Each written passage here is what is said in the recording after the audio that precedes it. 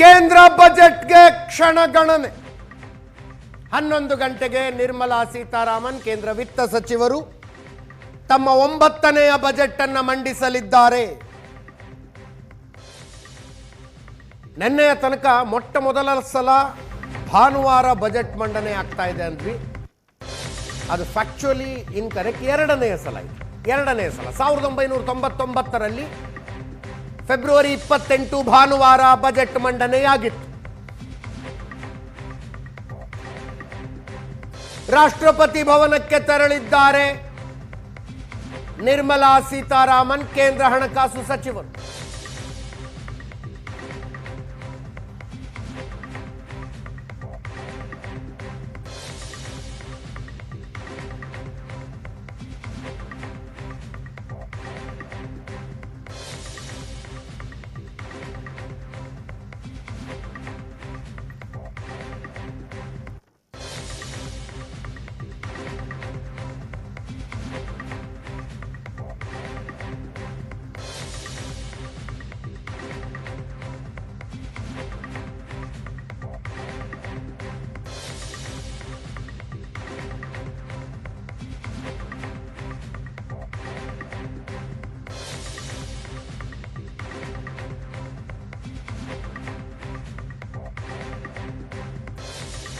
ರಾಷ್ಟ್ರಪತಿ ದ್ರೌಪದಿ ಮುರ್ಮು ಅವರನ್ನ ರಾಷ್ಟ್ರಪತಿ ಭವನದಲ್ಲಿ ಭೇಟಿಯಾಗಿದ್ದಾರೆ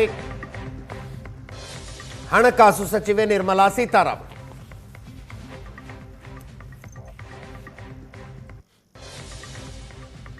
ನಮ್ಮ ಜೊತೆಗೆ ದೆಹಲಿಯಿಂದ ಸಂಸದರಾದ ಡಾಕ್ಟರ್ ಸಿ ಎನ್ ಮಂಜುನಾಥ್ ಅವರು ನೇರ ಸಂಪರ್ಕದಲ್ಲಿದ್ದಾರೆ. ಸ್ಟುಡಿಯೋದಿಂದಲೂ ಅನೇಕ ಗೆಸ್ಟ್ಗಳಿದ್ದಾರೆ. ಮಂಜುನಾಥ್ ಸರ್, ಬ್ರೇಕ್ಗಿಂತ ಮುಂಚೆ ಚರ್ಚೆ ಮಾಡ್ತಾ ಇದ್ವಿ ಕರ್ನಾಟಕಕ್ಕೇನು ಅಂತ. ನೀವು ಪಾಳೆ ಬರಲಿ ಅಂತಂದ್ರಿ,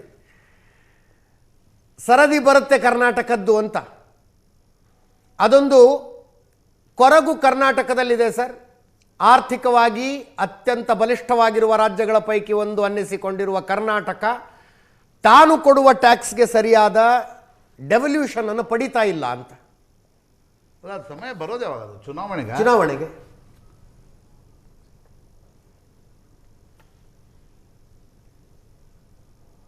ಮಂಜುನಾಥ್ ಸರ್, ಧ್ವನಿ ಕೇಳಿಸ್ತಿದೆಯಾ ಸರ್? ಕೇಳಿಸ್ತಾ ಇದೆ. ಇವಾಗ ಇದು ಹಲವಾರು ಯೋಜನೆಗಳನ್ನು ಒತ್ತಾಯ ಕೂಡ ಮಾಡಿದ್ದೇವೆ ನಾವು. ಫಾರ್ ಎಕ್ಸಾಂಪಲ್, ಒಂದು ಶ್ರೀಗಂಧದ ಬೋರ್ಡನ್ನು ಕೂಡ ಮಾಡಬೇಕು ಅಂತ. ಯಾಕೆಂದರೆ ಕರ್ನಾಟಕ ಶ್ರೀಗಂಧ ಉತ್ಪಾದನೆಯಲ್ಲಿ ಮೊದಲನೇ ಸ್ಥಾನದಲ್ಲಿದೆ.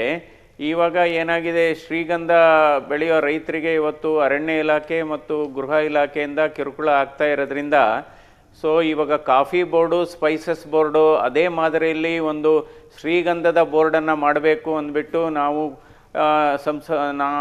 ಅದರಲ್ಲೂ ನಾನು ಮತ್ತು ಎಲ್ಲ ಇತರ ಸಂಸದರು ಮತ್ತು ಸನ್ಮಾನ್ಯ ದೇವೇಗೌಡರು ಮತ್ತು ಎಲ್ಲ ಕುಮಾರಸ್ವಾಮಿಯವರು ಮತ್ತು ಎಲ್ಲ ನಮ್ಮ BJP ಸಂಸದರು ಎಲ್ಲ ಒತ್ತಾಯ ಹಾಕಿದ್ದೇವೆ. ಯಾಕೆಂದರೆ ಇವತ್ತು ಶ್ರೀಗಂಧದ ಒಂದು ಬೋರ್ಡನ್ನು ಮಾಡಬೇಕು on the lines of coffee board and spices board ಅಂತ ನಾವು ಇದು ಪಿಯೂಷ್ ಗೋಯಲ್ ಅವರಿಗೆ ಕೂಡ ನಾವು ಮನವಿಯನ್ನು ಮಾಡಿದ್ದೇವೆ.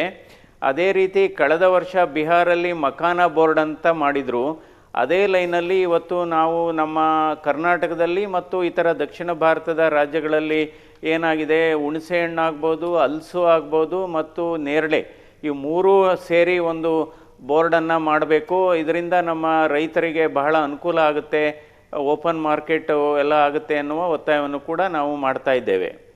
ಸೊ ಹೀಗಾಗಿ ಹಣಕಾಸಿನ ವಿಚಾರದಲ್ಲೂ ಅಷ್ಟೇ ಹೆಚ್ಚು ನಮ್ಮ ರಾಜ್ಯ ಸರ್ಕಾರಕ್ಕೆ ಹೆಚ್ಚು ಅಂದರೆ ಅದಕ್ಕೆ ಏನು ಬಾಕಿ ಇದೆ ಅದ್ರ ಬಗ್ಗೆನೂ ಕೂಡ ನಾವು ಗಮನ ಹರಿಸಿ.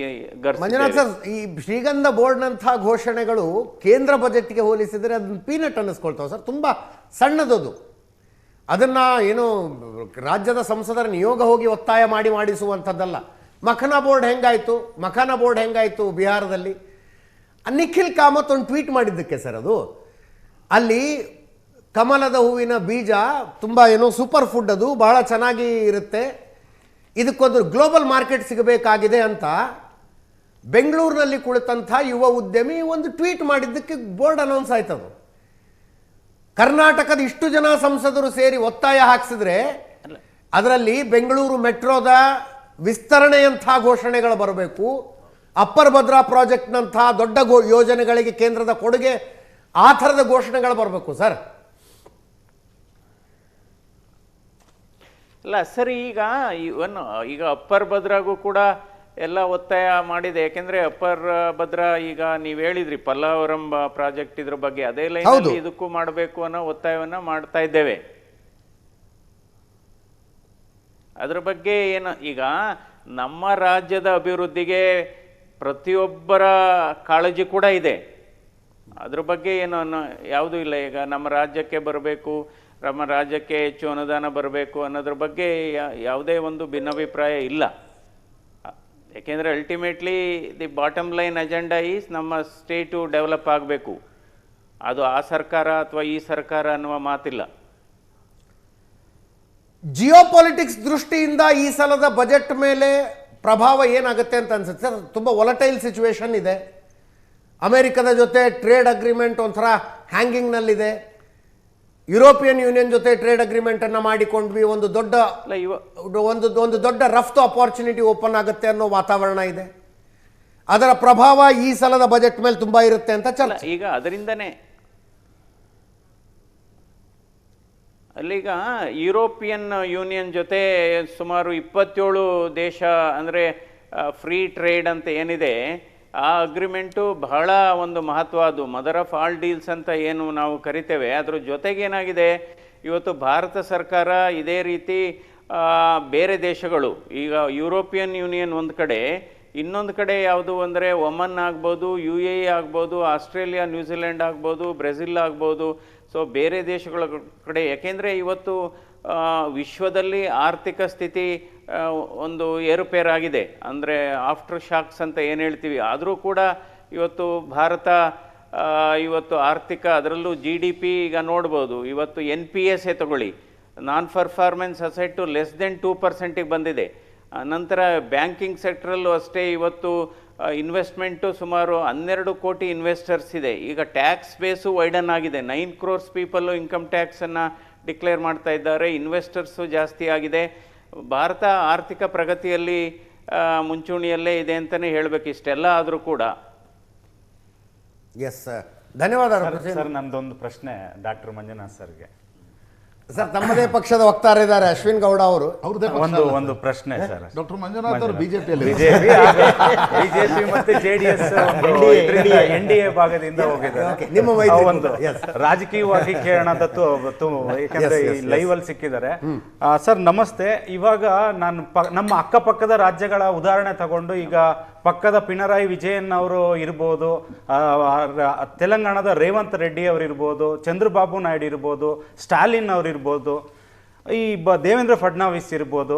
ಇಷ್ಟು ಜನ ಮುಖ್ಯಮಂತ್ರಿಗಳನ್ನ ನಾವು ತಗೊಂಡಾಗ ಕೇಂದ್ರದ ಜೊತೆ ಹೇಗೆ ರಾಜಕೀಯವಾಗಿ ಎಷ್ಟೇ ಘರ್ಷಣೆಗಳು ಇದ್ದರೂ ಅವರು ಹೇಗೆ ಪ್ರಧಾನಮಂತ್ರಿ ಅವ್ರ ಜೊತೆ ಅವರು ಈ ಕೆಲಸಗಳನ್ನ ಮಾಡಿಸ್ಕೊಳ್ಳೋದಾಗ್ಲಿ, ಅವ್ರನ್ನ ಮೀಟ್ ಮಾಡೋದಾಗ್ಲಿ, ಉದಾಹರಣೆ GST ಕೌನ್ಸಿಲ್ಗಳಿಗೆ ಅಟೆಂಡ್ ಮಾಡೋದಾಗ್ಲಿ, ಕೆಲವೊಂದು ಇದನ್ನು ಅವರು ಆ ಕೆಮಿಸ್ಟ್ರಿ, ಆ ಬಾಂಡಿಂಗ್ನ ಇಟ್ಕೊಳ್ತಿದ್ದಾರೆ. ಸರ್, ನಿಮ್ಮ ಪ್ರಕಾರ ಕಳೆದ ಒಂದು ವರ್ಷಗಳಿಂದ ಇಲ್ಲ 1.5 ವರ್ಷದಿಂದ ನಮ್ಮ ರಾಜ್ಯದ ಸಿದ್ದರಾಮಣ್ಣ ಅವರು, ಮುಖ್ಯಮಂತ್ರಿ ಆದಂಥ ಸಿದ್ದರಾಮಣ್ಣ ಅವರು ಹೇಗೆ ಸ್ಪಂದಿಸ್ತಿದ್ದಾರೆ? ಯಾಕೆಂದ್ರೆ ಸರ್ ಅಜಿ ಸರ್, ಅದು ಇಂಪಾರ್ಟೆಂಟ್.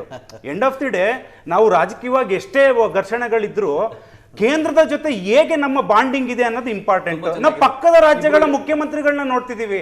ಮಂಜುನಾಥ್ ಸರ್, ಇದ್ರ ಬಗ್ಗೆ ನೀವು ಪತ್ರಕರ್ತರು ಯಾಕೆ ಪ್ರಶ್ನೆ ಕೇಳ್ಬೇಕಂತ ಇದಕ್ಕೆ ಹೇಳ್ತಾರೆ. ನಿಮ್ ಪಕ್ಷದ ವಕ್ತಾರರ ಪ್ರಶ್ನೆ ಕೇಳಿದ್ರೆ ಅವ್ರು ಫುಲ್ ಟ್ರಾಸ್ ಬಾಲ್ ಕೊಡ್ತಾರೆ, 6 ಹೊಡಿರಿ. ಕೆಲವೊಂದು ದೊಡ್ಡ ಸಭೆಗಳಾಗುತ್ತೆ, ವಿಕಸಿತ, ಅವೆಲ್ಲ ನಮ್ಮ ದೇಶದ ಒಂದು ಅಭಿವೃದ್ಧಿಗೋಸ್ಕರ ಆಗಂತ ಒಂದು ಕಾರ್ಯಕ್ರಮಗಳಿಗೆ ಎಲ್ಲೋ ರಾಜಕೀಯವಾಗಿ ಮಾನ್ಯ ಸಿದ್ದರಾಮಣ್ಣ ಅವರು ಹೋಗಲ್ವಲ್ಲ, ಅದು ನಿಮ್ಗೆ ಅದ್ರ ಬಗ್ಗೆ ಏನ್ ಹೇಳ್ತೀರಾ? GST ಕೌನ್ಸಿಲ್ ಹೋಗಿಲ್ಲ, ಅದೇನ್ ರಾಂಗ್ ಕ್ವಶ್ಚನ್? ದಯವಿಟ್ಟು ಆನ್ಸರ್ ಮಾಡಬೇಕು. ಸೇನ್ ಮಂಜುನಾಥ್ ಅವರೇ, ಇದನ್ನು ಪತ್ರಕರ್ತರ ಧಾಟಿಯಲ್ಲಿ ಕೇಳೋದಾದ್ರೆ, ಕೇಂದ್ರದಿಂದ ಕರ್ನಾಟಕಕ್ಕೆ ಏನೇನು ಬರಬೇಕು ಅದರ ಬಗ್ಗೆ ಸಂಸದರ ಎಫರ್ಟ್ ಏನು ಅಂತ ನಾವು ಕೇಳಿದ್ವಿ ಇಷ್ಟೋ ತನಕ. ರಾಜ್ಯದ ಕಡೆಯಿಂದ ಪ್ರೋ ಆಕ್ಟಿವ್ ಸ್ಟೆಪ್ ಇದೆಯಾ ಅಂತ. ಈಗ ಏನಾಗಿದೆ, ಐಡಿಯಾಲಜಿಕಲಿ ಏನೇ ವ್ಯತ್ಯಾಸ ಇದ್ರೂ ಗುಡ್ ವರ್ಕಿಂಗ್ ರಿಲೇಶನ್ಶಿಪ್ ಇರಬೇಕು ಅಷ್ಟೇ. ಸೊ ಏನು ಹಾರ್ಡ್ ಕೋರ್ ರಾಜಕೀಯ ಪ್ರಶ್ನೆಗಳಿಗೆ ಉತ್ತರ ಕೊಡೋದ್ರಿಂದ ರಿಫ್ರೇನ್ ಆಗ್ತಾರೆ. ವ್ಯವಸ್ಥೆ ಇದೆ, ವ್ಯವಸ್ಥೆ ಪ್ರಕಾರ ಸಿದ್ದರಾಮಯ್ಯನವರು D K thank you so much doctor Manjunath sir, Asianet Suvarna news ಜೊತೆ ಎಷ್ಟೊತ್ತು ನೇರ ಸಂಪರ್ಕದಲ್ಲಿ ಭಾಗಿಯಾಗಿದ್ದಕ್ಕೆ.